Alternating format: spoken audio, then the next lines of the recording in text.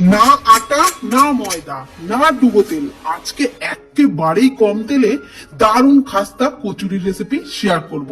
তো এই কচুরি বানানোর জন্য প্রথমেই একটা মশলা বানিয়ে নেবো। মিক্সির জারেতে 1 চামচ গোটা জিরে, 1 চামচ গোটা ধনে, হাফ চামচ মৌরি, একটা শুকনো লঙ্কা একটু দানা দানা রেখে গুঁড়ো করে নিলাম। কড়াই সাদা তেলের মধ্যে ওই গুঁড়োটা দিয়ে দিলাম, একটু নেড়ে চেড়ে দিয়ে দিলাম আদা বাটা আর কাঁচা লঙ্কা কুচি। একদম লো ফ্লেমে নাড়াচাড়া করে এগুলোকে ভেজে নেওয়ার পর দিয়ে দিচ্ছি সিদ্ধ আলু। পরিমাণ মতো লবণ আর হলুদ গুঁড়ো দিয়ে আলুটাকে নাড়াচাড়া করে খুব ভালো করে ভেজে নিলাম।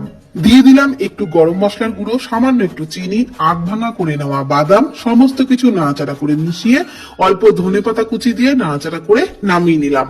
আলুর পুরটাকে নামিয়ে ঠান্ডা করে নিচ্ছি। ততক্ষণে 1 কাপ চিড়ে 2-3 বার জল পাল্টে ভালো করে ধুয়ে ঢাকনা চাপা দিয়ে ওই অবস্থাতে 5 মিনিটের জন্য রেস্টে রেখেছিলাম। চিড়ে ভালোভাবে ভিজে গেলে খুব ভালো করে মেখে নিলাম। তারপর ওর মধ্যে 2 টেবিল চামচ বেসন আর পরিমাণ মতো লবণ দিয়ে আবারও খুব ভালো করে মেখে একটা মন্ড মতো বানিয়ে নিলাম।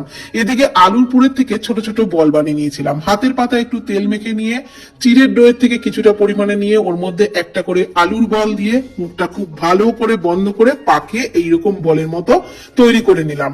এইভাবে সব কচুরিগুলোকে তৈরি করে নেওয়া হয়ে গেলে আপে প্যানের মধ্যে অল্প অল্প করে তেল দিয়ে কচুরিগুলোকে দিয়ে উল্টে পাল্টে বেশ লালচে করে মুচমুচে করে ভেজে তুললাম।